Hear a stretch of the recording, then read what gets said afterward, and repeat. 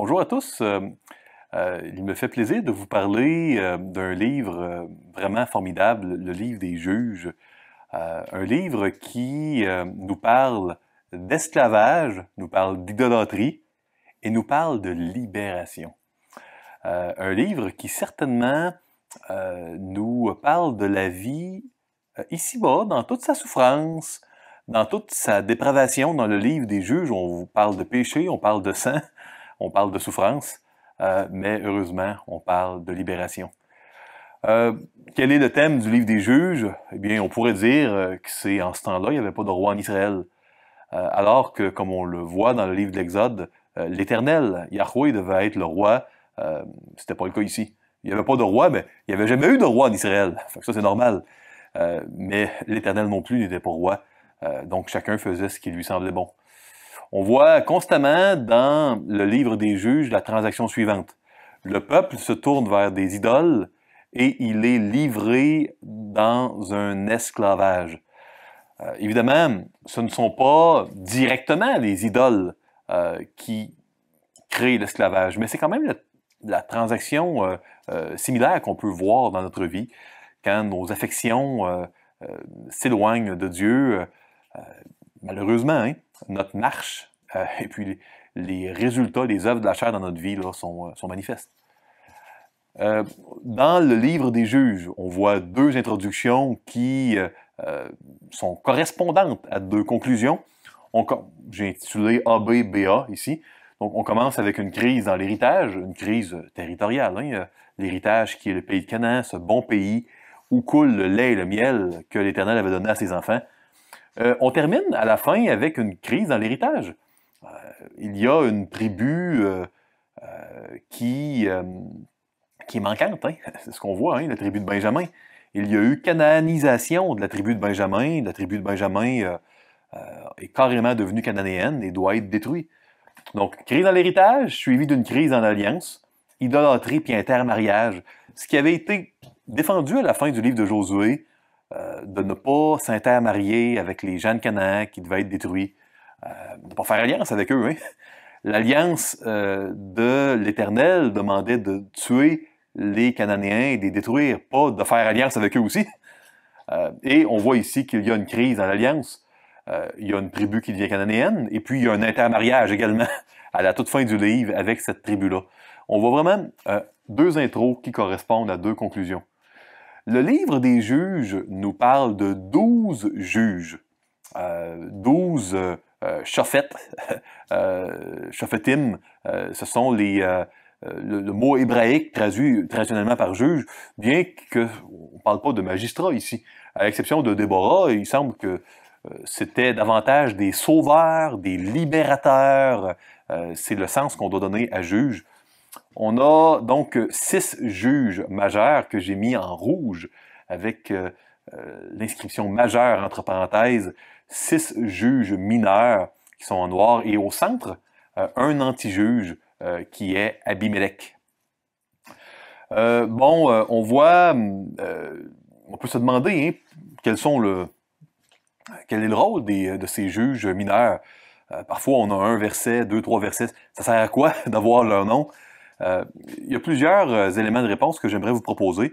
Premièrement, remarquez qu'on a 2 juges majeurs, puis là, avant Déborah, qui est une juge importante, on a Shamgar. Par la suite, on a 2 juges mineurs avant Jephthé, qui est un juge, encore une fois, qui fait quelque chose de très important. Et puis avant le dernier juge, on a 3 juges mineurs. On peut voir ici un effet de crescendo que les juges mineurs, d'un point de vue littéraire, vont donner face au narratif qui s'ensuit. Il y a un autre effet également avant le narratif de Samson qui est donné par le narrateur. On voit quelque chose de très rare qui va se produire. On voit une femme qui est stérile qui va devenir enceinte. Ça, on voit pas ça souvent dans la Bible. On voit ça à des moments clés de l'histoire de l'Alliance. On va voir ça avec Sarah et Abraham. On va le voir à différents endroits dans l'histoire de la rédemption. Évidemment, ça pointe hein, vers Marie qui a été enceinte par la vertu de l'Esprit Saint. Hein. Comme l'avait annoncé à l'avance, hein, Ésaïe, le prophète Ésaïe. Il y a un autre élément encore plus rare que le récit de nativité avant le récit de Samson, c'est une annonce de la nativité. Vous savez, il n'y a pas beaucoup d'endroits dans la Bible, de mémoire 4 endroits seulement, où non seulement on a une nativité d'une femme, on a une femme stérile qui tombe enceinte, mais où c'est annoncé à l'avance par un ange. Ça, c'est rare. On l'a vu avant la naissance d'Isaac, l'enfant de la promesse. On le voit ici avec Samson. Et puis, on le voit également avant Jean-Baptiste, avant Jésus. Donc, on a vraiment plusieurs indicateurs qui nous amènent au dernier juge ici, qui est un juge qui va être revêtu de l'Esprit Saint encore plus souvent que tous les autres. Il va se passer quelque chose de spécial vers la fin. Ces juges mineurs, on peut donc les considérer d'une part comme étant des indicateurs d'intensité, un peu comme du surligneur jaune, disant « Attention, hein, il y a quelque chose, il y a un récit narratif important qui s'en vient. » Il y a une autre utilité, à mon avis, c'est celui de la représentativité géographique des différents juges. On avait des juges dans le territoire de Dan, on en avait dans le territoire de Manassé, territoire de Nephtali, on en a dans tous les territoires des juges. Hein. Ils représentent d'une manière relativement uniforme l'entièreté du peuple d'Israël. Donc, c'est pas des gens qui sont parfaits, seul Jésus l'est. Il y a définitivement eu une presse un peu plus négative que dans les derniers 100 ans d'histoire de l'Église au niveau des publications qui ont été faites sur le livre des juges. Parfois, dans le doute, on conclut à des péchés et à de l'infidélité chez les juges, alors qu'il ne semble pas que ça ait été la manière traditionnelle d'interprétation des juges dans l'histoire de l'Église. Mais bon, d'une manière ou d'une autre, ces juges ne sont pas parfaits. Ils sont des sauveurs envoyés par Dieu pour aider un peuple qui va vers des idolâtries et se retrouve esclave. Parfois attendre 10 ans, 20 ans, 30 ans avant de crier à nouveau vers l'Éternel, et là, leur envoie un autre juge et qui les délivre. Ça représente certainement, là, pour plusieurs d'entre nous, là, ce qu'on peut vivre dans notre vie chrétienne, hein? Des moments de lucidité où on fait des démarches, des pas de foi, des pas de repentance, suivis de moments d'endurcissement. C'est pas envers les juges hein, qu'on doit se comparer quand on lit le livre des juges, mais c'est envers le peuple. Les juges doivent diriger, comme tous les livres prophétiques, hein, nos regards vers celui qui va être un juge par excellence, un sauveur parfait, qui lui est sans péché, Jésus-Christ. Comment interpréter, comment voir, comment comprendre le livre des juges? Moi, je vous propose de le comprendre à la manière de Hébreux 12. Après tout, servons-nous des Écritures pour interpréter les Écritures.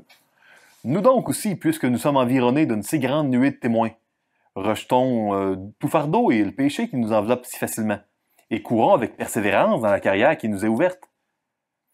Je vais un peu en avant. De quelle manière courir? Hein, je suis dans Hébreux 12. Voyons ce que Hébreux 11 nous enseigne. Vous savez, on doit marcher par la foi. C'est ainsi que le juge doit vivre. Dans tous les livres du Nouveau Testament, si vous comptez le livre où le mot foi revient le plus souvent, c'est le livre l'Épître aux Hébreux. Dans toute l'Épître aux Hébreux, le mot foi, pistis en grec ancien, si vous regardez le chapitre où il revient le plus, c'est dans le chapitre 11. Hébreux 11 est le chapitre où le mot foi revient le plus souvent de tout le Nouveau Testament. Donc, certainement, il y a quelque chose de pertinent si on veut apprendre comment marcher par la foi. Ce chapitre est souvent appelé les héros de la foi. Pas les héros de la perfection, mais de la foi. Regardons les noms qui vont être suggérés ici. Verset 32. « Et que dirais-je encore, car le temps me manquerait pour parler de Gédéon, de Barak, de Samson, de Jephthé, de David, de Samuel et des prophètes, qui, par la foi, vainquirent des royaumes, exercèrent la justice, obtinrent des promesses, fermèrent la gueule des lions, éteignirent la puissance du feu, échappèrent aux tranchants de l'épée, guérirent de leur maladie, furent vaillants à la guerre, mirent en fuite des armées étrangères. » Si on en croyait certains commentateurs modernes, on serait gêné de parler de Samson dans cette liste de héros de la foi. On aimerait mieux peut-être parler de d'autres personnages bibliques. Certainement, on aurait pu nommer Daniel, qui de toute manière a fermé la gueule des lions. On aurait pu nommer Élie, Élisée, Jéhu, je ne sais pas, d'autres personnes. On a nommé Samson. Samson, si souvent comparé comme un contre-exemple. Ou Barak, qui si souvent est méprisé parce qu'il a décidé de faire le pas de foi et d'aller à la bataille contre Yabin, roi de Canaan, sans avoir la gloire. Ça ne dérangeait pas, lui, que Déborah soit là et qu'il n'y ait pas de la gloire. Il voulait faire la volonté de Dieu. Très intéressant ici de voir cela. Si l'auteur de l'Épître aux Hébreux semble indiquer que bien qu'imparfaits, bien que pécheurs comme nous tous, ces gens-là sont des gens qui ont marché par la foi, qui dirigent nos regards vers Jésus. Définitivement, ça peut être une perspective là, tout à fait là, viable et valide pour nous de considérer dans notre réflexion exégétique sur le livre des Juges. De quelle manière le livre des Juges rend-il témoignage à Jésus? Il rend témoignage à Jésus parce qu'on est un peuple qui a besoin d'être sauvé. On se tourne constamment vers nos idoles et ça nous rend esclaves. Le Seigneur nous a livré une fois pour toutes, délivré une fois pour toutes, c'est-à-dire de la puissance du péché. Mais bien que la puissance du péché ait été brisée à la croix, la présence du péché demeure dans nos membres. Jusqu'au dernier jour, quand on va le voir, quand on va être semblable à lui, quand on va recevoir notre corps glorifié, alors, une fois pour toutes, nous serons débarrassés, pour ceux qui sont en Christ, hein, qui m'écoutent, de la présence du péché dans nos membres. Dieu appelle ses enfants à combattre pour obtenir son héritage. Dans le chapitre 1, que je veux lire quasiment au complet, pas tout à fait, vous allez voir, on parle des efforts des 12 tribus pour posséder l'héritage que l'Éternel, leur Dieu, leur avait donné. On va parler beaucoup de Juda, puis un peu des autres. On parle pratiquement la moitié du chapitre de Juda, donc beaucoup plus que les autres tribus. Souvenez-vous, la répétition, la quantité de textes attribués à un thème dans la littérature hébraïque ancienne, c'est l'effet de caractère gras ou de marqueur jaune que l'on pourrait donner dans un livre de nos jours. C'est une manière de dire, regardez, Juda, c'est important. Vous allez voir que Juda, c'est pratiquement la seule des tribus qui ont un peu plus de succès dans leur démarche de foi, de conquête. Les autres, malheureusement, manquent de foi et ne font pas le combat de la foi nécessaire pour que Dieu devance et donne la victoire. Lisons-le ensemble. Les fils de Juda descendirent ensuite pour combattre les Cananéens, qui habitaient la montagne, la contrée du Midi et la plaine. Juda marcha contre les Cananéens qui habitaient à Hébron, appelé autrefois Kiriath Arba. Kiriath qui veut dire un peu village en hébreu ancien. Arba, c'était un peu le chef du village, le patriarche. Donc, village de Arba, l'ancien nom de Hébron. Et il bâtit Sheshai, Aïman et Talmaï. De là, il marcha contre les habitants de Débir. Débir s'appelait autrefois Kiriath Sepher. Caleb dit, je donnerai ma fille Aksa pour femme à celui qui combattra Kiriath Sepher et qui la prendra. Othniel, fils de Kenaz, frère cadet de Caleb, s'en empara et Caleb lui donna pour femme sa fille Aksa. 14. Lorsqu'il fut entré chez Othniel, elle le sollicita de demander à son père un champ. Elle descendit de dessus son âne et Caleb lui dit, qu'as-tu? Elle lui répondit, fais-moi un présent, car tu m'as donné une terre du Midi. Donne-moi aussi des sources d'eau.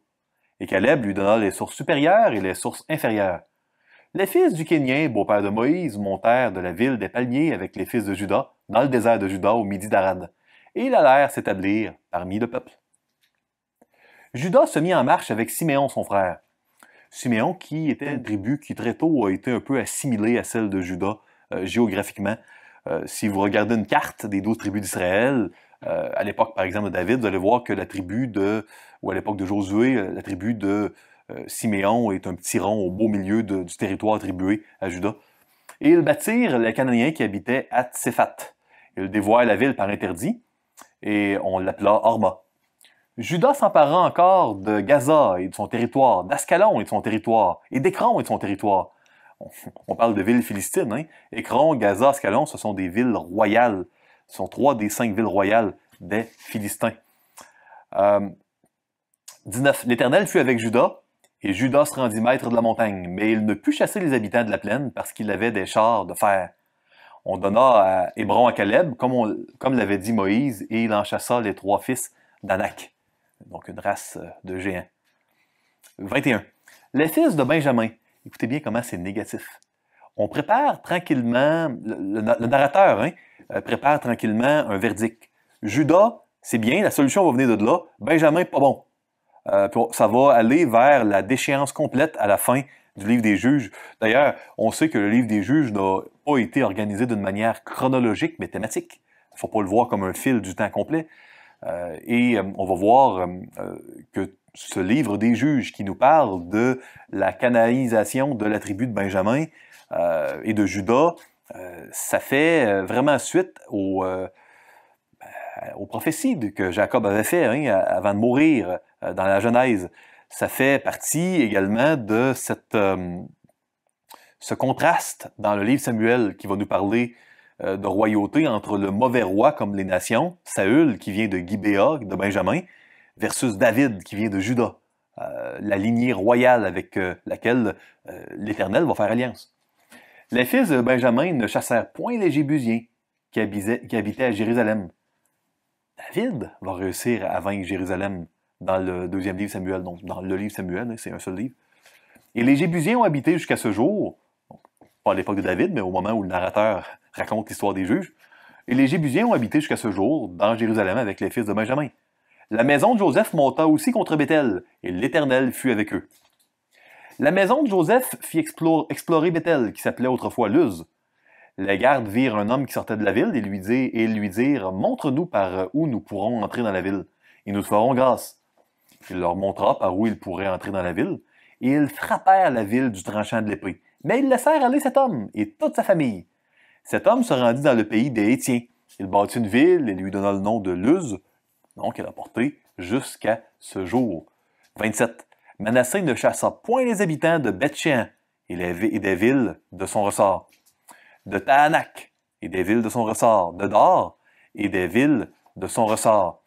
On va voir dans 1 Samuel 28 que d'ailleurs, dans la ville d'Andor, il restait une des femmes qui interrogeait les morts. Il y a un historique et des liens entre ce qui se passe dans un lieu, puis souvent ce qui va perdurer en termes de péché. Le péché, c'est comme un cancer qui, avec le temps, grandit, puis donne des effets collatéraux qui sont regrettables. Donc, de Dor et des villes de son ressort, de Gibléam et des villes de son ressort, de Megiddo et des villes de son ressort, et les Cananéens voulurent rester dans ce pays. Lorsqu'Israël fut assez fort, il assujettit les Cananéens à un tribut, mais elle ne les chassa point. Éphraïm ne chassa point les Cananéens qui habitaient à Gézer, et les Cananéens habitèrent au milieu d'Éphraïm à Gézer. Zabulon ne chassa point les habitants de Kitron, ni les habitants de Nahalol, et les Cananéens habitèrent au milieu de Zabulon, mais ils furent assujettis à un tribut. Aser ne chassa point les habitants d'Ako, ni les habitants de Sidon, ni ceux d'Aklal, d'Akzib, de Elba, d'Afik et de Rehob, et les Assérites habitèrent au milieu des Cananéens, habitants du pays, car ils ne les chassèrent point. Nephtali ne chassa point les habitants de Beth-Shemesh. On va voir dans 1 Samuel, au chapitre 6, que cette ville, si on a lu les octrois de terre dans le livre de Josué, on sait que Beth-Shemesh, maison du soleil, Shemesh, c'est une des villes lévitiques, où on avait des Lévites qui enseignaient la loi. Une ville qui est supposée être un quartier général, un château fort, une forteresse spirituelle pour le pays. On sait que Nephtali n'a pas chassé les habitants. Rendu dans 1 Samuel 6, les gens vont faire une grave erreur au niveau de l'Arche de l'Alliance qui va revenir du pays des Philistins. Puis il va y avoir 70 personnes qui vont être tuées par l'Éternel en raison de l'outrage qu'ils vont faire à l'Arche de l'Alliance. Donc, il y a des liens entre toutes ces villes-là. Le temps, évidemment, nous manque pour aller dans tous les liens. Ni les habitants de Beth-Anat, et l'habitant au milieu des Cananéens, habitants du pays, mais les habitants de Beth-Shemesh et de Beth-Anat furent assujettis à un tribut. Les Amoréens repoussèrent dans la montagne les fils de Dan et ne les laissèrent pas descendre dans la plaine. Donc, Dan, qui, après Benjamin, représente probablement la pire tribu qui a même pas pris le territoire. Et c'est au sein de cette tribu-là que va venir le dernier juge, Samson, à la toute fin du livre des juges. Je termine ici le chapitre 1. Les Amoréens voulurent rester à Ar-Héraïs, à Ayalon et à Shaaldim, mais la main de la maison de Joseph s'appesantit sur eux et ils furent assujettis à un tribut. Le territoire des Amoréens s'étendait depuis la montée d'Akrabim, depuis Séla et en dessus. Donc, vous savez, c'est un endroit où ils ont payé un tribut, mais où ils n'ont pas réussi à chasser les Amoréens. Pourtant, si on retourne dans Josué 10, Ayalon, c'est l'endroit où la Lune est devenue immobile hein, durant l'espace de plusieurs heures. Hein, et c'est un endroit, c'est une bataille spectaculaire, la bataille la plus spectaculaire de Josué, où il y a eu une grêle de pierre qui a tombé et qui a détruit l'armée ennemie, et où le soleil est resté immobile sur Gabaon et la lune sur la vallée d'Ayalon. C'est pas les lieux géographiques, hein, c'est la foi des gens qui va donner de la victoire ou la défaite. Et là, on va voir ce constat d'échec quasiment complet. Sauf pour Judas, hein, qui a eu du succès, qui est fait au chapitre 2. Je vous lis encore quelques passages, puis je complète cette réflexion globale sur le livre des juges. Un envoyé d'Éternel monta de Gilgal à Bokim. Souvenez-vous, Gilgal, c'est l'endroit dans Josué 5 où, avant de commencer la conquête de Canaan, la génération d'Israélites sous Josué ont fêté la Pâque, se sont fait circoncire pour ratifier l'alliance. C'est l'endroit à la fin de Josué où on réitère l'alliance. C'est l'endroit également où on va célébrer la victoire de Saül contre Nakash, le roi des Ammonites. C'est un endroit clé d'alliance. Donc, c'est de là que l'Éternel envoie un envoyé. Il dit, « Je vous ai fait monter hors d'Égypte et je vous ai amené dans le pays que j'ai juré à vos pères de vous donner. J'ai dit, jamais je ne romprai mon alliance avec vous. Et vous ne prêterez point d'alliance avec les habitants de ce pays. Vous renverserez leurs autels, mais vous n'avez point obéi à ma voix. Pourquoi avez-vous fait cela? » On peut se demander la question, quand on pêche, pourquoi on pêche? Il n'y a aucune logique à ça, sinon la folie du péché. Verset 3. « J'ai dit alors, je ne les chasserai point devant vous, mais ils seront à vos côtés, et leurs dieux vous seront un piège. » Lorsque l'envoyé d'Éternel lui dit ces paroles à tous les enfants d'Israël, le peuple éleva la voix et pleura. Ils donnèrent à ce lieu le nom de Bokim, et ils y offrirent des sacrifices à l'Éternel. Josué renvoya le peuple, et les enfants d'Israël allèrent chacun dans son héritage pour prendre possession du pays, donc dans sa terre. L'héritage, c'était le don hein, de Dieu au peuple d'Israël. Le peuple servit l'Éternel pendant toute la vie de Josué, et pendant toute la vie des anciens qui survécurent à Josué, qui avaient vu toutes les grandes choses que l'Éternel avait faites en faveur d'Israël. Josué, fils de Nun, serviteur de l'Éternel, mourut, âgé de 110 ans. Vous voyez la couture ici entre la fin du livre de Josué et le début du livre des Juges. On est dans le chapitre 2 ici. On voit le lien entre les deux. On voit qu'une fois que le médiateur d'alliance est mort, pas que c'était parfait durant sa vie, mais là, c'est la débandade. Le peuple de Dieu a besoin d'un médiateur d'alliance éternel, qui va jusqu'au cœur, sans péché, qui va les amener par la foi à posséder tout l'héritage que Dieu a en réserve pour eux. On l'ensevelit dans le territoire qu'il avait eu en partage à Timnath-Héraïs, dans la montagne d'Éphraïm, au nord de Gash. Toute cette génération fut recueillie auprès de ses pères, et il s'éleva après elle une autre génération qui ne connaissait point l'Éternel. Il y avait les histoires. C'était une époque où la tradition orale était très bien transmise de génération en génération. Connaître l'Éternel est souvent un équivalent à être en alliance avec l'Éternel. D'ailleurs, quand vous voyez dans le livre d'Amos que l'Éternel connaissait les Israélites, puis pas les autres nations, Dieu il est omniscient, il connaît tout le monde. Il était en alliance à cette époque-là, à l'époque d'Amos, avec les Israélites, pas avec les autres. Ou encore, Adam connut Ève et elle devint enceinte. C'est être en alliance avec Ève, donc il y a une relation sexuelle. C'est vraiment cette saveur d'alliance qu'on doit comprendre derrière le verbe hébraïque yada, traduit dans nos Bibles souvent par connaître. Ne connaissait point l'Éternel ni ce qu'il avait fait en faveur d'Israël. Les enfants d'Israël firent alors ce qui déplaît à l'Éternel et ils servirent les Baals. Ils abandonnèrent l'Éternel, le Dieu de leur père, qui les avait fait sortir du pays d'Égypte. Ils allèrent auprès d'autres dieux, d'entre les dieux des peuples qui les entouraient. Ils se prosternèrent devant eux et ils irritèrent l'Éternel. Et là, on voit vraiment cette transaction dont je vous ai parlé précédemment. Idolâtrie entraîne esclavage. C'est encore comme ça aujourd'hui. Et le Seigneur, il veut que l'on mène un combat, la course d'endurance de la foi.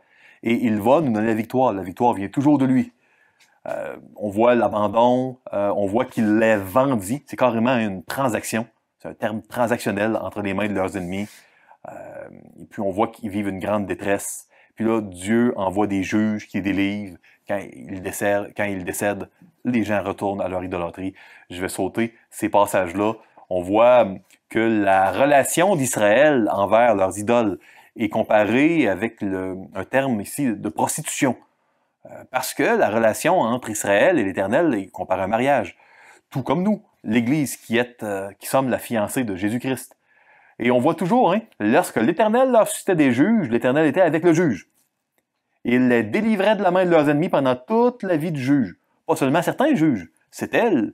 Puis c'est pour ça que, à mon avis, une interprétation du texte, ici, non biaisée, semble m'indiquer que, bien que très imparfait, les juges représentaient quand même des sauveurs, des libérateurs du peuple. Car l'Éternel avait pitié de leurs gémissements contre eux, contre ceux qui les opprimaient, les tourmentaient, mais à la mort du juge, ils se corrompaient de nouveau. Plus que leur père, en allant auprès d'autres dieux pour les servir et se prosterner devant eux. Donc, c'est vraiment le pattern qui revient. On voit que la persévérance dans l'endurcissement, et puis on voit vraiment que l'Éternel va laisser ces nations-là aux alentours, près d'Israël. Puis ça va être un test de foi. La démarche de foi va se matérialiser à travers la proximité avec les nations aux alentours qui étaient idolâtres et qui n'auraient pas dû être là. C'est pas étranger à notre réalité. On a hérité du péché d'Adam. Et puis, notre démarche de foi et de repentance se manifeste à travers notre combat contre ce péché-là, durant notre vie, ici-bas, sous le soleil. Puis c'est la manière dont Dieu nous fait grandir, puis effectue une rédemption en nous. On voit 6 étapes répétitives dans le cycle du livre des juges. Les enfants d'Israël font le mal, la colère de Yahweh s'enflamme, Dieu les vend, les livre dans les mains de leurs ennemis. Il y a de la souffrance, entre 3 et 4, il y a parfois 10 ans, 20 ans, ça dépend, Dieu envoie un juge, ou une juge dans le cas de Déborah. Dieu les sauve par le juge ou la juge. Le juge meurt. Donc, il y a un cycle ici qui se refait et qui se refait. Et on voit souvent des cycles similaires. On le veut un peu avec Moïse, avec Josué, avec d'autres. On a besoin d'un Moïse, d'un Josué, d'un juge, d'un super juge qui va être éternel, qui ne mourra jamais. Connaître l'Éternel, on en a parlé, c'est être en alliance avec. Et puis, donc vous devez considérer le livre des juges comme un livre qui nous parle de, oui, bien entendu, du combat d'Israël contre l'idolâtrie, de la bonté de Dieu qui envoie juge après juge, mais qui se termine un peu avec un point d'interrogation. Qui va sauver ce peuple qui n'est quasiment pas sauvable? Quel est ce juge qui va pouvoir faire mieux que tous ces juges-là? Parce que plus le livre des juges progresse, et je l'ai mentionné, ce n'est pas un livre qui est arrangé selon un ordre chronologique, mais plus il avance, plus l'impiété, l'immoralité est grande, plus le juge est puissant, mais c'est pas assez. Le dernier des juges, lui, dont la naissance avait été annoncée d'avance par un ange, par l'ange de l'Éternel, il doit, c'est le juge, c'est le seul des 12 juges que le peuple n'a pas demandé, et que le peuple ne suit pas. Et à 2 reprises, on voit vraiment, à une reprise clairement, on voit que le peuple veut le livrer à leurs ennemis. Et c'est le seul juge qui va sauver son peuple, d'une certaine manière, en mourant pour lui, en donnant sa vie pour lui. On voit ce momentum croissant qui se produit dans le livre des juges et qui certainement prépare la venue au roi à David et ultimement à Jésus-Christ. Ce livre nous rappelle notre besoin d'être sauvés, nous émerveille devant la compassion et la bonté de Dieu. Si vous écoutez cette vidéo et que vous croyez que votre péché est plus grand que la grâce de Dieu, que ça ne sert à rien de vous repentir parce que le Seigneur ne doit pas être intéressant envers vous, détrompez-vous, lisez le livre des Juges, vous allez voir que c'est faux et que les bontés de l'Éternel sont inépuisables. Que Dieu vous bénisse.